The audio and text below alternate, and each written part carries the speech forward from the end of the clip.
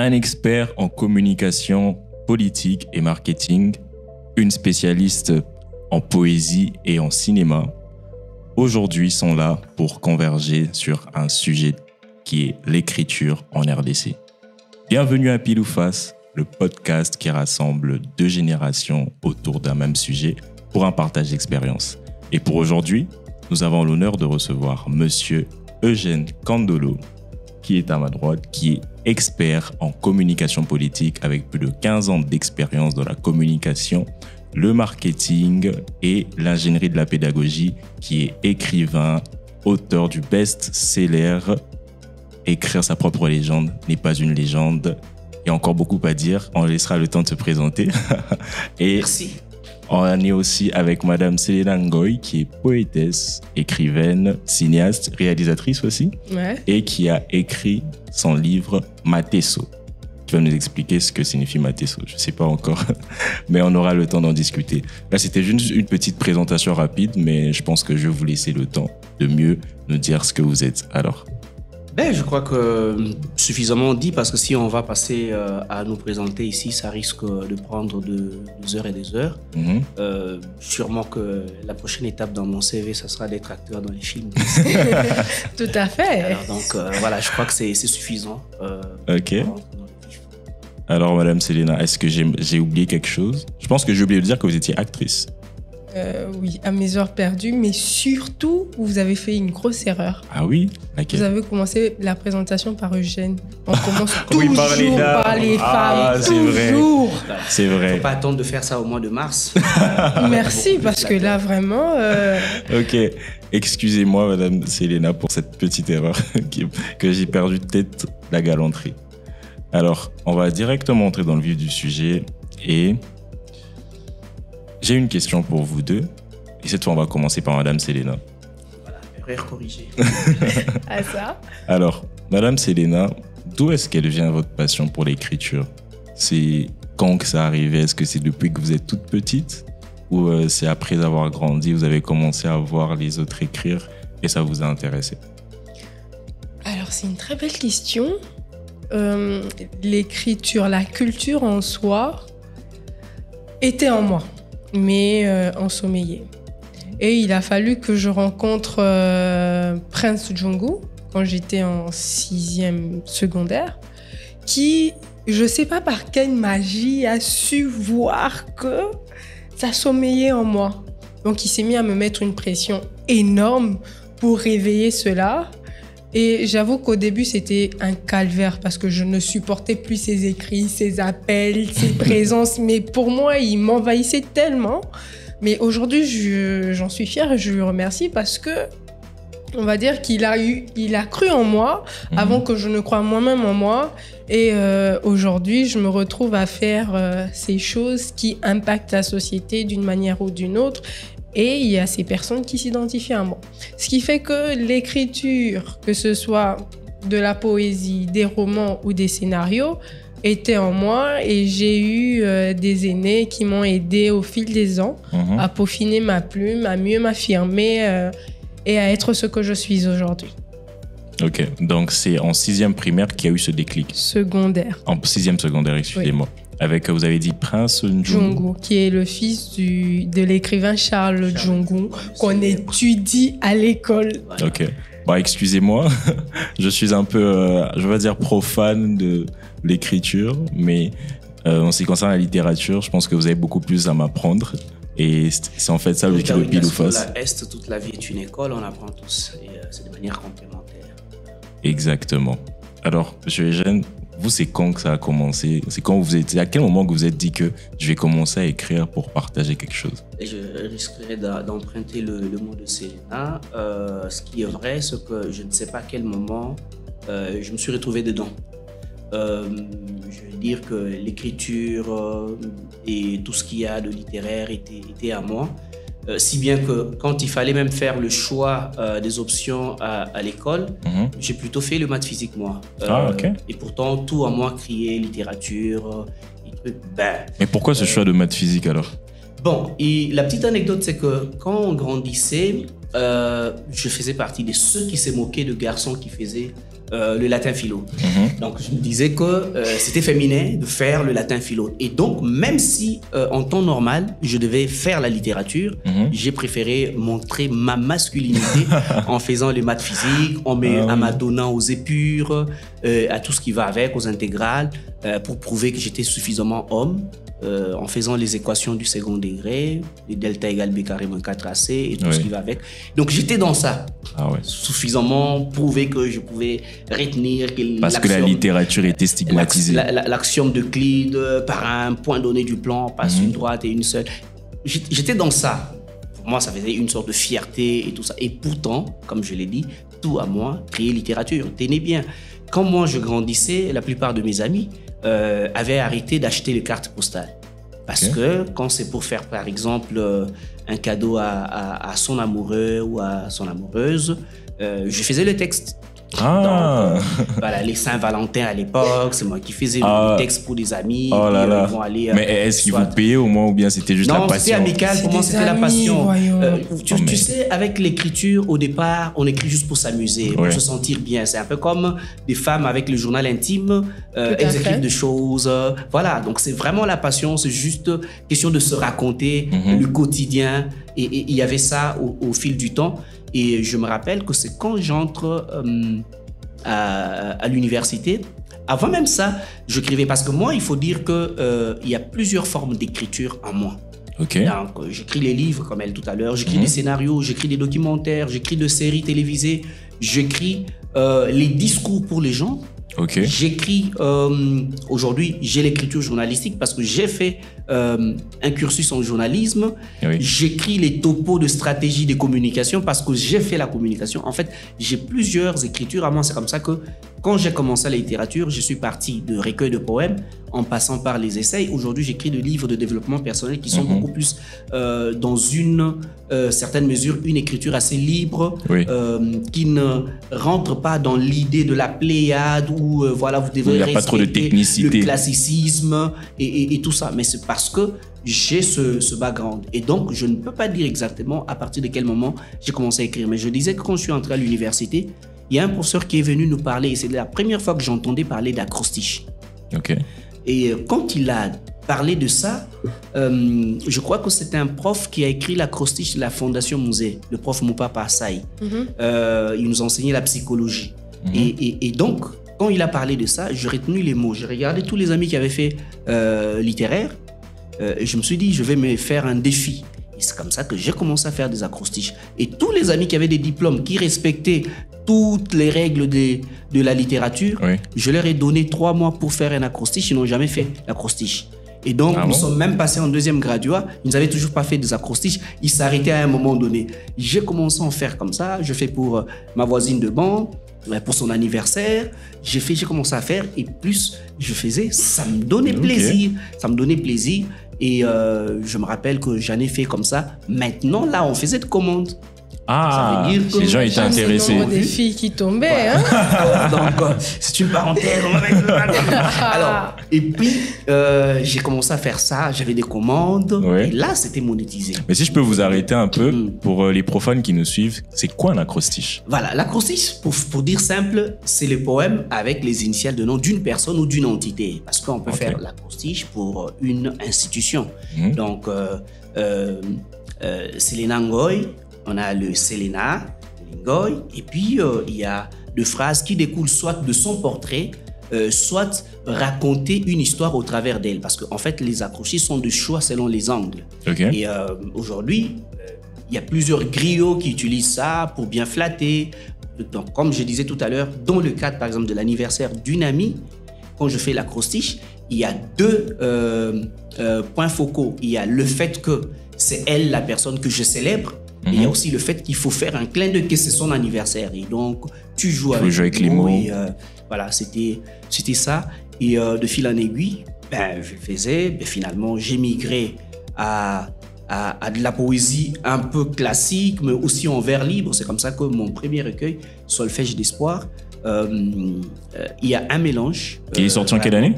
Solfège d'espoir est sorti en 2016, mais avant ça, j'avais un livre qui n'a rien à voir avec la littérature littéraire. Donc, C'était l'adaptation de mon mémoire de licence que j'ai fait aux éditions universitaires européennes, finalement, comme livre. Et ça, c'est dans mon domaine. Intégration de journalistes dans le paysage médiatique congolais, analyse sémio-pragmatique. Donc ça, c'est vraiment un essai qui est exactement lié à la communication.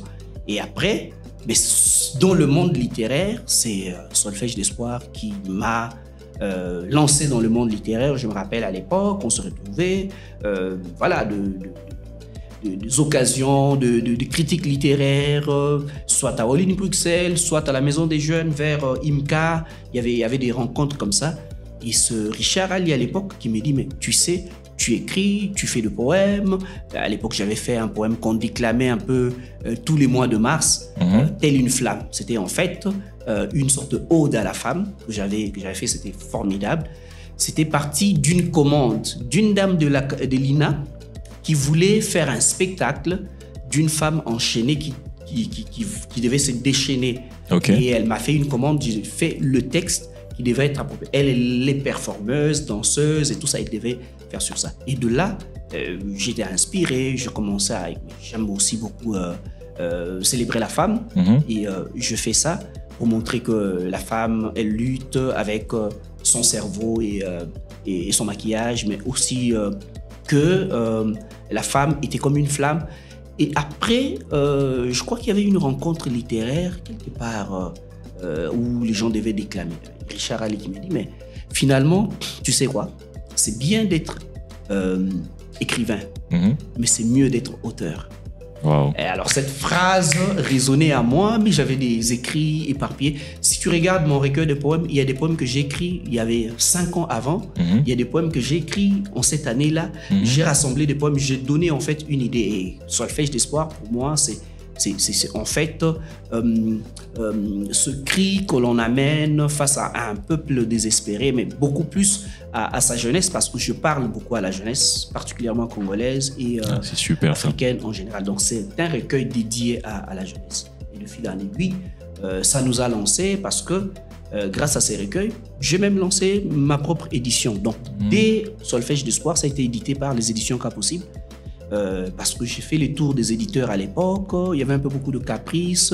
Richard Ali lui-même qui m'avait demandé d'écrire, il était édité par les éditions Mabiki, mais à l'époque, ils insistaient sur les œuvres en langue. Okay. Et du coup, comme moi c'était en français, finalement j'ai décidé, sur conseil de certains aînés, et je fais une auto-édition. Et de là, voilà, on est parti, on a sorti d'autres livres qui sont arrivés, on a fait des collaborations. Wow. Voilà, donc l'écriture, je suis dedans comme ça. Dedans comme ça, ok. Et petite question qui me vient pour Madame Selena. Madame Selena, quelles études vous avez faites, vous, au secondaire et ensuite à l'université? J'ai fait au secondaire, j'ai fait littéraire. Ah, ok. J'ai fait littéraire parce qu'il faut dire que j'étais loquace quand j'étais petite. Et j'aime pas les maths. Oui, je le suis toujours, mais un peu moins. Et j'aime pas les maths. Mais vraiment, c'est ma bête noire. Ok. Et littéraire me semblait moins compliqué. Moins compliqué. Quand je finis l'université, je suis trop intelligente. Donc, je peux me permettre de faire ce que je veux. Ce qui fait que quand je vais voir mes aînés pour dire, voilà, j'ai fini, je t'en inscris à l'université, mais je sais pas ce que je peux faire, on me dit, tu n'as qu'à choisir ce que tu veux, tu vas t'en sortir. Ok. Donc après, je sors de chez moi pour aller m'inscrire à l'UCC en droit. Tout le monde sait que je vais faire droit. Ok. Mais finalement, je m'inscris en communication. Ah. Mais vraiment, c'est parce que j'attendais mon tour et puis je vois les facultés. Je me dis, ouais, communication, pourquoi pas? Voilà. Donc j'y vais et je demande au monsieur qui me reçoit en disant, mais si ça va pas, est-ce que je peux revenir en droit? Il me dit, oui, mais avant la mi-session, donc avant février, tu peux switcher. Ok. Je dis, ok. Donc je fais ma mi-session en communication, je réussis, je finis, j'ai mon relevé, je viens, je présente à maman. Elle me dit, ah tiens, regarde, ils ont fait une erreur, ils ont écrit communication. Et là, je me rends compte que j'avais pas dit que je m'étais inscrite en communication. Ah, du coup, ils étaient surpris, quoi. Et je lui ai dit, mais non, au fait, ils se sont pas trompés, je suis en communication. Elle me dit, depuis quand?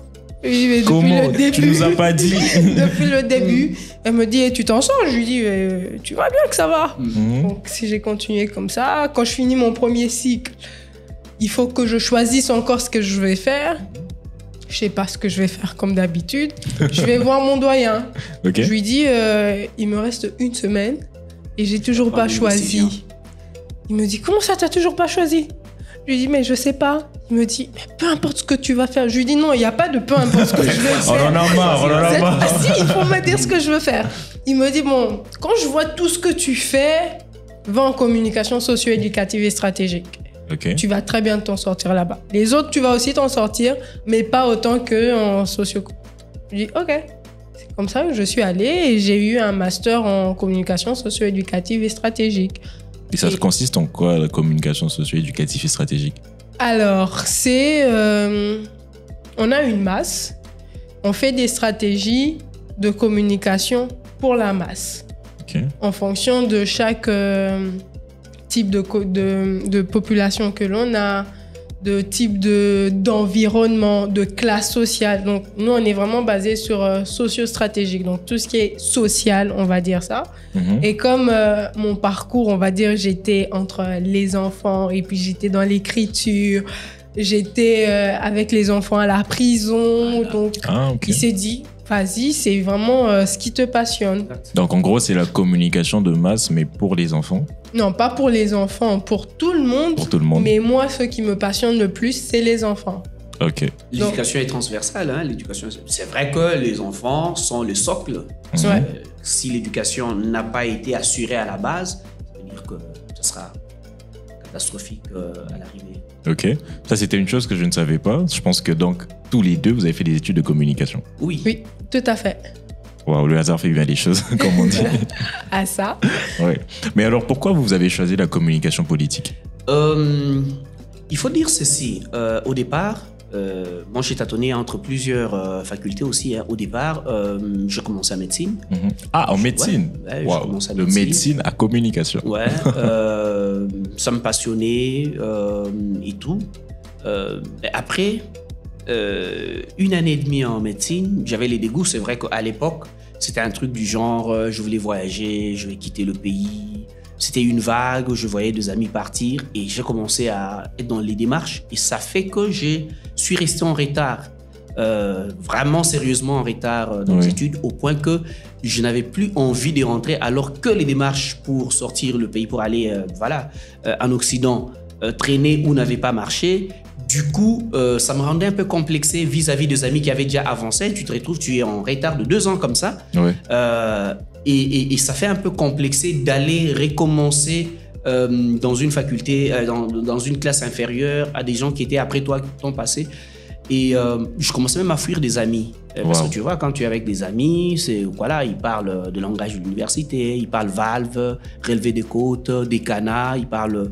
Voilà. Et vous trouverez là, vous n'avez rien à dire. Du coup, ça me rendait frustré. Je fuyais sur moi-même. J'étais vraiment devenu complexé pendant cette période, jusqu'à ce qu'il y ait un sursaut. Les sursauts, c'était de me dire que, bon, voilà, de toutes les façons, j'ai beaucoup de talent, moi. Quand j'étais jeune, je jouais au foot. Je voyais même certains joueurs, j'ai vu un compatriote congolais à l'époque qui faisait la pluie et les beaux temps en Afrique du Sud. C'était le meilleur joueur de toute l'Afrique du Sud. Il jouait à Mamelodi Sundowns. Je me dis, mais si lui qui n'est pas très talentueux, il parvient à un truc. Donc j'avais commencé à avoir des idées comme ça. Mais après, comme je dis, moi j'écris des scénarios. J'avais vraiment un goût très prononcé de cinéma. Je l'ai toujours aujourd'hui. Alors je me suis dit, je vais faire les études de cinéma en attendant. Okay. J'avais commencé à voir un peu de cours en ligne sur comment filmer 35 mm et tout ça. Le Chopper qui aujourd'hui, nous avons à un moment donné fait un petit groupe où on discutait, on s'est challengé sur le cinéma. J'avais même écrit un scénario à l'époque qu'on devrait, les aventures de Bovie, qu'on devait avoir ensemble avec la danseuse professionnelle. J'ai encore perdu son nom. C'est elle qui m'avait amené Chopper avec ses amis de l'INA. Bref, j'ai voulu aller à l'INA. Mais quand je suis parti là-bas, j'avais comme impression que ce que j'ai vu sur l'annuaire comme programme ressemblait un peu beaucoup plus au théâtre. C'est pas une insulte. Oui. Et ça ne me parlait pas trop quand j'imaginais le cinéma à la Denzel Washington. Quand tu vois, la plupart des acteurs américains ont fait la comédie.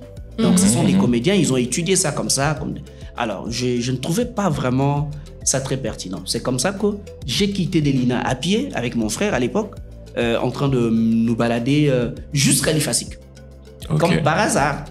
Et en arrivant là-bas, quand j'ai regardé le programme de cours, j'ai vu qu'il y avait une branche audiovisuelle. Ça m'avait attiré. Et j'ai vu qu'il y avait le cours de cinéma. Et tout ça, quand je regarde le contenu, j'ai dit, en attendant, ça veut dire que je suis allé sans conviction pour meubler les temps parce que je vais aussi nourrir des ambitions que j'avais. Vous étiez fatigué de perdre du temps. Voilà. Et je suis allé, surtout qu'il n'y avait pas beaucoup de gens de mon entourage qui étaient... Alors, du coup, je suis allé à l'IFASIC. Et tout de suite, la première semaine m'a enlevé les complexes parce que je pensais que je serais très vieux. J'ai trouvé des gens très, très âgés que moi, au point que j'étais parmi les plus petits. Et pourtant, j'étais en retard de 4 ans. Alors, donc, parce que quand j'entrais en première graduat, ceux avec qui nous avons eu le diplôme d'État étaient en deuxième licence en train de sortir, en fait. Et tout ça, ça m'a mis moins de pression. L'environnement, loin de trucs. Le fait de se rendre compte qu'il y avait des personnes plus âgées dans votre auditoire. Plus âgées que moi et que je faisais partie de ceux plus jeunes, quoi. Voilà, plus jeunes. Et comme ça, je suis rentré. 1 mois m'a suffi pour reprendre tous les réflexes de l'étudiant, au point que les gens pensaient que je venais tout droit des humanités. Je suis entré à l'université. Ils ne pouvaient même pas s'imaginer que j'ai fait presque 3 ans comme ça, que je n'étudiais pas et trucs. Alors, c'est rentré vite dans le bain. Et progressivement, je commençais, en attendant, peut-être le voyage va arriver 1 mois, 2 mois, 3 mois, je me suis retrouvé, j'ai fini la première. Et de fil en aiguille, quand j'entre en deuxième, j'ai beaucoup aimé les cours de cinéma avec le professeur Matoumweni qui m'a enseigné plus tard aussi la sémiologie. Vraiment, les effets Kuleshov, l'historique de Frères Lumière, j'ai vraiment compris et j'étais dedans. L'image, c'est la lumière, en fait, vraiment, c'était ça. Et de fil en aiguille, mais quand j'ai fini le graduat, je suis gradué en SIC. Sciences de l'information et la communication, et c'est comme ça que j'ai choisi en 2e cycle de faire l'audiovisuel, mais j'ai fait l'option journalisme politique extérieur. Et c'est là que j'ai mon background voilà, un regard sur la politique extérieure et tout ça. Au départ, je n'ai pas fait la communication politique. Mais dans la politique extérieure, il y a plusieurs dimensions. On étudie les organisations internationales, on étudie la sociologie des conflits en relations internationales, on étudie la théorie des négociations, on étudie tous les grands cours qu'il y a en relations internationales, on les étudie. Et ça me donne un background. Mais c'est après que j'ai complété l'expertise en communication politique, surtout avec mon passage dans le programme Ivy League aux États-Unis, où j'étais exposé à des figures brillantes comme la légendaire Cathy Allen, qui est une figure énormissime en communication politique, qui a aidé beaucoup de femmes à être au Congrès aux États-Unis, qui a coaché des gens à travers, pas seulement aux États-Unis, mais à travers des continents, Asie, Afrique. J'ai eu des séances avec elle. Elle m'a même dédicacé son livre. Et c'était formidable pour moi. Et après, quand je suis rentré, non, avant ça, j'étais forgé par le fils de Jacques Séguéla. Moi, je suis petit-fils de Jacques Séguéla. Jacques Séguéla, c'est une grande figure de communication politique en France. Campagne de Mitterrand et trucs, c'est lui. Et lui, il a formé M. Koueni, le patron de BNC Communication, la multinationale qui s'occupe de la communication et marketing, notamment de MoneyGram en Afrique centrale. Siégé à Douala au Cameroun, c'est mon formateur, c'est mon maître. C'est lui qui m'a vraiment initié dans la communication institutionnelle et particulièrement, je travaillais sur de topos. C'est vrai qu'on travaille de manière générale sur le marketing intégré à 360 degrés, mais j'avais mes spécificités, communication politique, ça ressortait à moi. Et mon passage à NDI a beaucoup forgé ça. NDI s'occupe des politiques, accompagne des partis politiques, formation, leadership, gouvernance. C'est travailler pour la démocratie, faire de la démocratie un travail. Working for democracy, make democracy work. Donc c'est un peu ça et voilà, je suis dedans. D'accord. En tout cas, c'est vraiment très intéressant tout ce que vous dites. Merci. Et c'est très passionnant et très inspirant. Merci beaucoup. Et moi, il y a une question que je me pose souvent, c'est Est-ce qu'il y a un certain seuil de livres qu'on devrait lire avant de se lancer dans la lecture? Parce qu'il y a un peu ce sentiment de légitimité. Par exemple, moi je me dis, j'ai pas peut-être encore lu 50 livres. Est-ce que je peux me permettre d'écrire un livre? Parce que je pense qu'il y a des personnes qui se posent ce genre de questions. Et j'aimerais en fait avoir vos avis à vous. La présidente répond et puis je vais ajouter. On lui donne Merci. encore la réponse. Alors, non, vraiment pas. Parce que sur papier, tu accouches tes ressentis, tes émotions, ce qui t'empoigne, ce qui se passe, ta réalité au fait. Le fait de lire un livre, 50 livres, 10 000 livres, te donne accès à un autre univers, te donne un vocabulaire riche, mais ça ne reflète pas ce que tu vis. Ça ne reflète pas exactement ce que tu voudrais transmettre. C'est vrai qu'on peut se retrouver avec des similarités quand on te lit, on te dit « Ah tiens, mais on dirait du Nietzsche ». C'est peut-être parce que tu as lu plusieurs livres de Nietzsche et inconsciemment, tu as ses mots, tu as son temps, tu as sa rédaction, tu vois. L'influence, elle se fait sentir. Oui, l'influence se fait sentir consciemment ou inconsciemment. Et après, c'est à toi de choisir ton maître. C'est à toi de choisir à qui tu veux ressembler, qui transmet le mieux ta personne, ta personnalité, ce que tu veux que le monde comprenne. Donc, tu n'es pas obligé de lire 10 000 livres. Tout ce que tu as à faire, c'est écrire. Mais maintenant, il faut faire attention à comment tu l'écris. Ok. Alors, je vais ajouter, en allant dans le même sens, il y a deux sous-questions dans le sous-entendu de ta question. Ça veut dire, est-ce qu'on devient légitime parce qu'on a lu beaucoup de livres? Parce que c'est ça aussi. Mais l'autre sous-entendu, c'est que est-ce que lire beaucoup de livres peut être utile pour un écrivain? Je commence par la deuxième. Oui, lire beaucoup de livres peut être utile parce qu'en fait, tu ne peux pas connaître comment transmettre si tu n'as pas appris à voir comment les autres ont transmis. Exactement. Et ça, c'est très important. Et ça aura d'une façon ou d'une autre une influence sur toi. Mais apprendre la littérature, lire des livres, beaucoup se limitent à lire pour impressionner les autres. J'ai lu tel, je cité le nom, mais ils ont du mal à eux-mêmes accoucher des idées. Et beaucoup de gens qui ont lu beaucoup de livres, on se retrouve même dans des ateliers critiques. Ils sont très forts dans la critique littéraire et très peu de critiques littéraires sont des best-sellers. Donc, ils sont dans est-ce que tu as respecté le quatrain, le sonnet, est-ce que la structure classique est là? Ils sont dans ça. Est-ce que tu es suffisamment poétique? Est-ce que ton écriture est mécanique?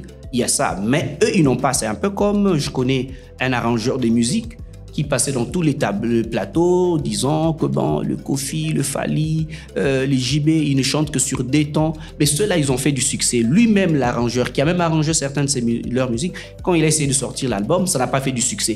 Et donc, en fait, moi, de par cela, je l'ai toujours dit, je crie pour moi et pour les publics. Je n'écris pas avant tout pour les jurys. Et donc, ça te met moins de pression. Parce que si tu écris pour les jurys, tu vas te conformer à tout ce que le jury voudra. Mais en réalité, tu ne seras pas lu. Tu vas chercher à respecter les règles, exactement. Et tu deviens robotique. C'est comme ça que de moins en moins, j'aime aussi, je déteste aussi les histoires de concours où on vous donne une thématique. Un écrivain, c'est un aventurier, c'est quelqu'un qui a la liberté, c'est quelqu'un qui doit voyager. Tu peux pas écrire sur la femme ou bien écrire sur l'indépendance. Non, en fait, il y a cette liberté où tu écris les thématiques. Maintenant, en lisant, moi, je n'ai pas lu beaucoup de livres littéraires, mais toutes les fois que je lisais, je pouvais sentir en fait une sorte d'inspiration. J'ai lu par exemple les élégies majeures de Senghor. Ça m'a influencé. Ça m'a influencé, je me rappelle, j'étais en train d'écrire les acrostiches pour un Congo plus beau qu'avant. Et c'est un projet qu'on avait avec le légendaire Tembo Cash, parce que l'idée c'était que lui fait la caricature. Donc je raconte l'histoire du Congo à travers le temps. Avant la colonisation, pendant la colonisation et après, donc au fil de temps.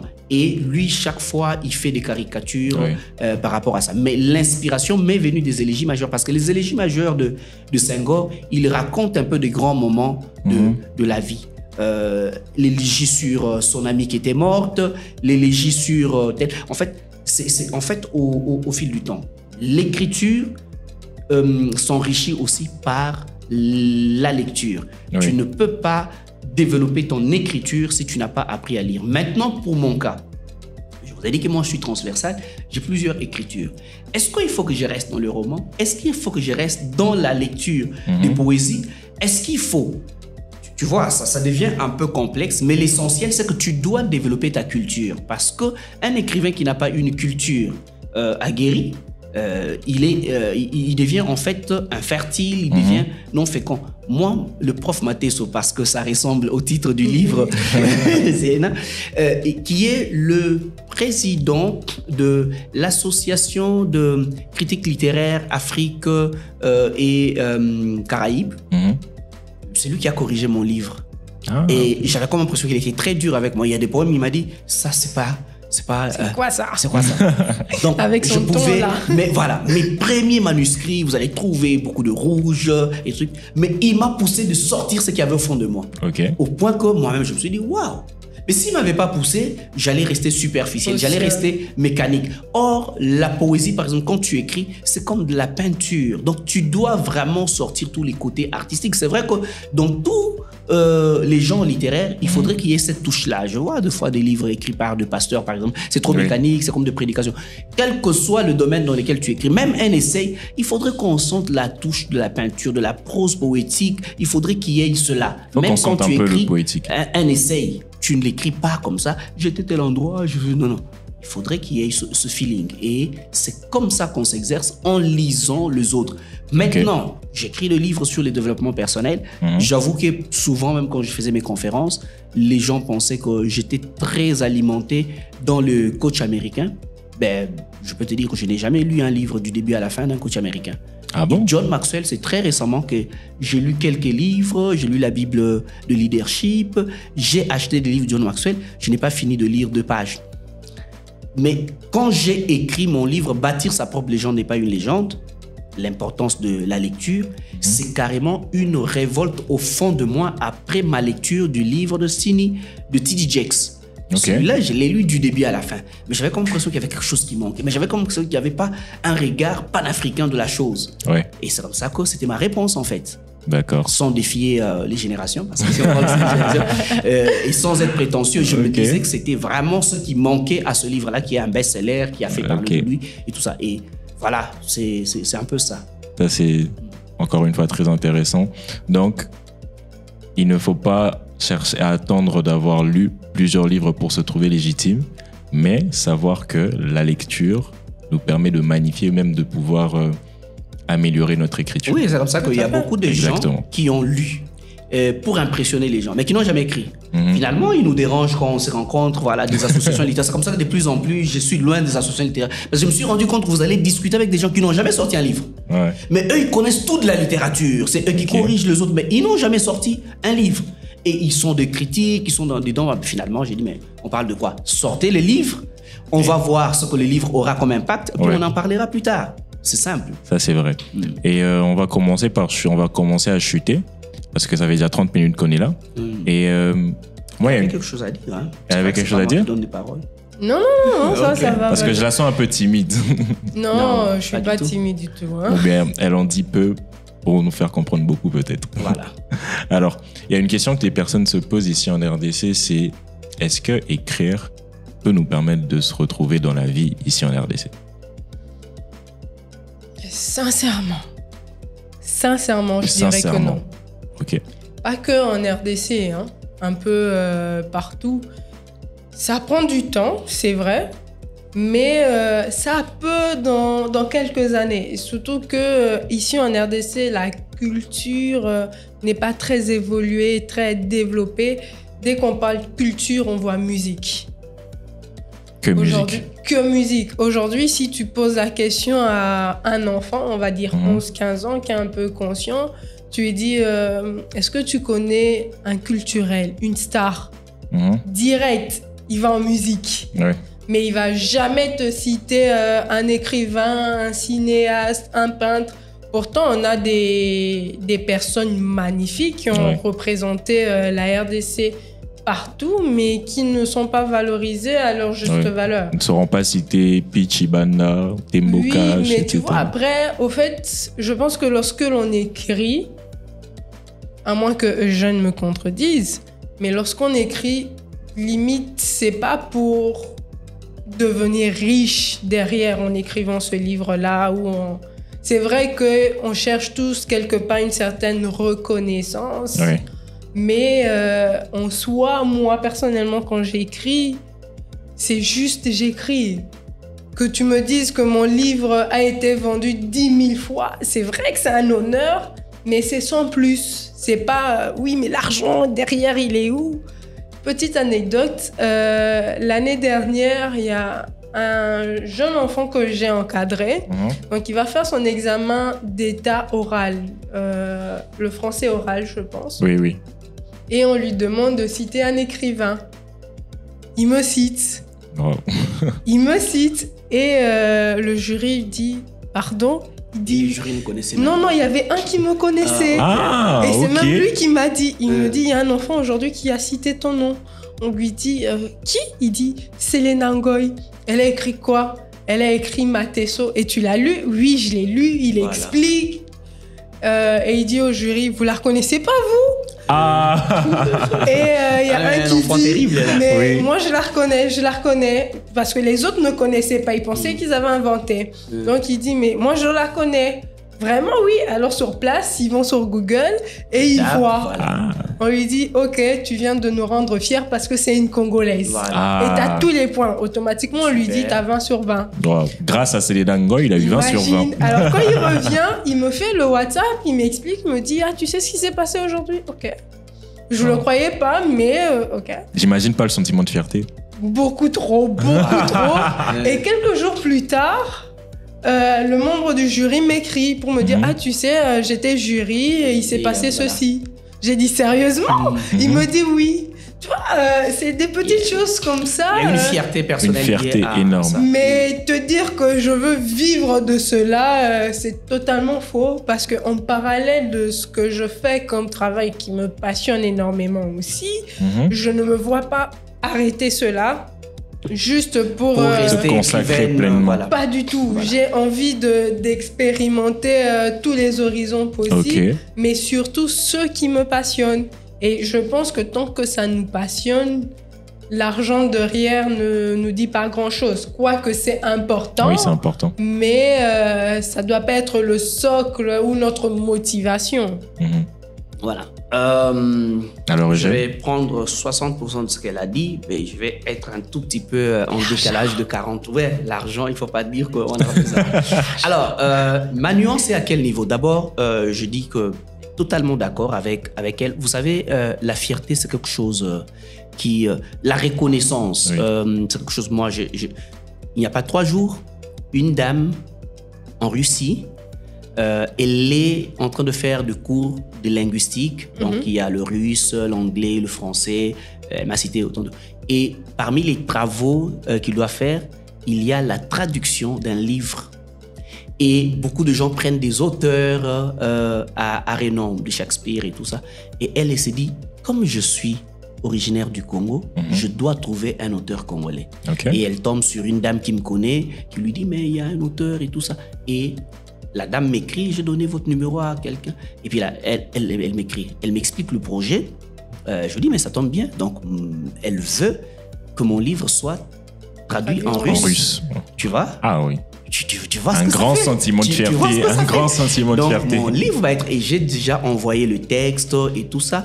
Et pour ne pas... Malheureusement, c'est pas bâtir sa propre légende parce que je voulais que ça soit ça. Mais c'est voluminé.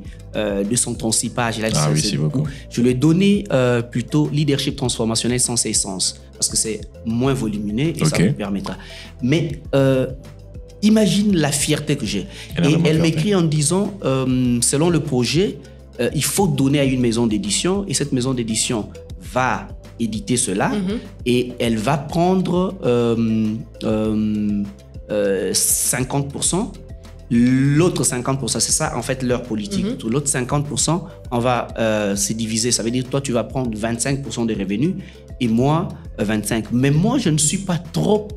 je ne fais pas de fixation sur l'argent. Ça veut dire sur les 50 qui restaient pour nous là, toi tu peux prendre 40, moi je ne prendrai que 10 parce que moi c'est cette fierté de traduire ce livre. Tu vois ce qu'elle me dit.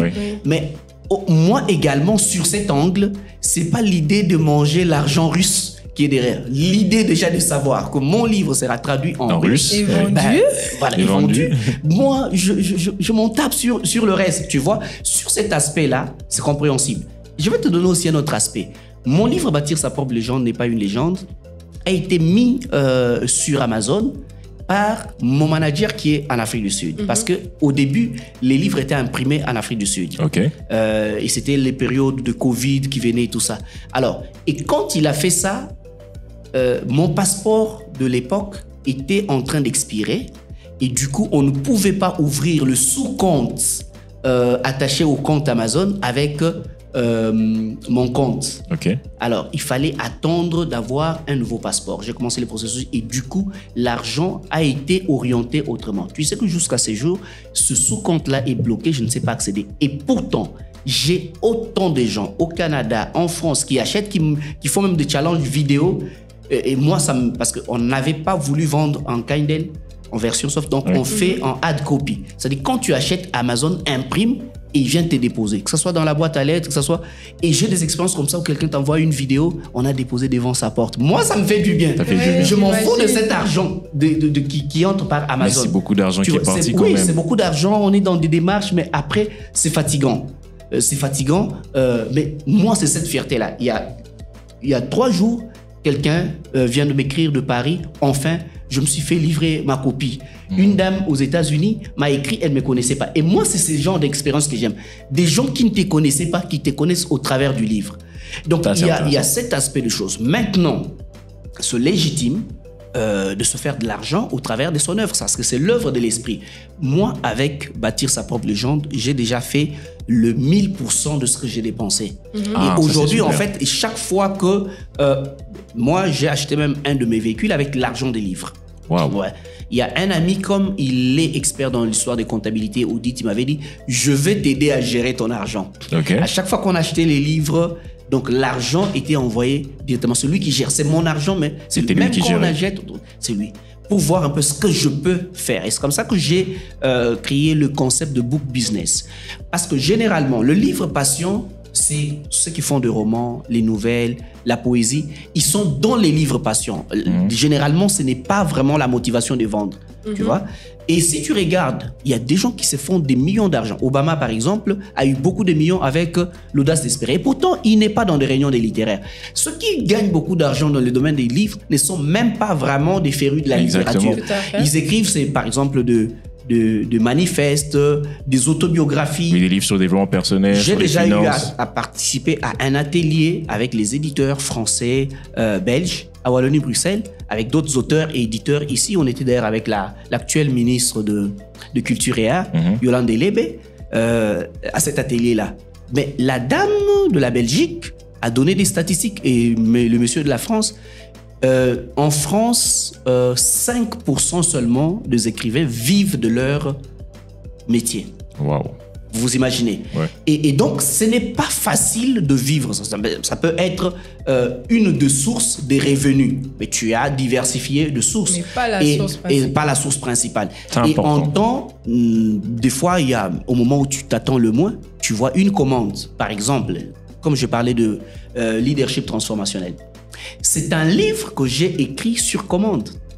Encore une fois, c'est une histoire, bâtir sa propre légende dévoluminée. Mais il y a une Congolaise qui était à Nairobi, qui faisait son master dans des questions de leadership, qui avait un projet congolite et qui était un mélange de façonner les jeunes au leadership et à la lecture. Et il fallait un auteur congolais. Et elle me fait la commande de 50 livres parce qu'il y aura 50 jeunes finalistes des écoles et tout ça qui vont faire un camp de leadership, mais ça doit être autour d'un livre. Et ça tombe bien, moi j'ai un livre en chantier sur le leadership. Je fais ce livre, commande de 50 pièces pour cet atelier. Je participe dans cet atelier. Finalement, après, j'ai dit, mais ce livre peut être un tout petit peu amélioré. J'ai fait la nouvelle version et Une réédition, quoi. Voilà, j'ai fait une réédition alors que c'était juste d'abord 50. Donc, il y a d'une façon ou d'une autre, on peut, à des temps perdus, tu te retrouves, tu as fait entrer de l'argent que tu n'avais pas calculé. Mais n'en fais pas une fixation. Bâtir sa propre légende pour finir par là, c'est un livre qui est sorti en 2020. Mais tu sais que ce n'est que le 20 mai 2023 qu'on a fait le vernissage. Parce que chaque fois que le livre arrivait, ça se terminait. Parce que pour la première fois, j'ai vécu l'expérience où on achète les livres en précommande. Et quand c'était arrivé, je me suis dit, je dois d'abord libérer ceux qui avaient cru en moi sans avoir vu les livres. Oui. Et plus on libère, et comme j'aime cette petite culture de faire le selfie après avoir acheté le livre, plus tu fais les selfies et tu postes, plus il y a des demandes. Et c'est comme ça que ça arrive. J'ai dit, bon, on va laisser couler ça. Jusqu'à ce que, presque 3 ans après, c'est-à-dire le 20 mai 2020, on a combiné ma conférence valeur ajoutée avec la présentation du livre. Et tout ce qu'il y avait comme exemplaire là était épuisé. Wow. Donc, des fois, c'est juste ça, mais il ne faut pas se mettre en tête. Faut pas faire une fixation. On peut vivre de ça, mais en même temps, il ne faut pas non plus refuser de bouffer son argent. Exactement. Voilà, de son œuvre d'esprit. Ok, donc on va conclure comme ça. C'est que la lecture, plutôt pas la lecture, mais l'écriture, peut nous permettre de nous faire de l'argent, mais il faut pas, comment dire, En faire une fixation. il faut pas en faire une fixation, mais aussi, comme Eugène l'a dit, il ne faut pas se dire qu'on ne va pas aussi manger de l'argent de ça. Faut manger allègrement. Alors, on va conclure par là, je sais pas, peut-être pendant 10-20 secondes, chacun d'entre vous va adresser un petit message à la jeunesse en ce qui concerne l'espérance, l'espoir, en ce qui concerne la vie en général, et pas seulement l'écriture, mais donner un conseil, un avis qui va permettre à un jeune d'évoluer.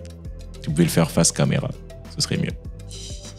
Mais alors, ce que moi j'ai dit généralement sur mes posts quand je veux, disons, amuser la galerie, mais que je pratique dans ma propre vie, c'est d'être fou et d'être heureux.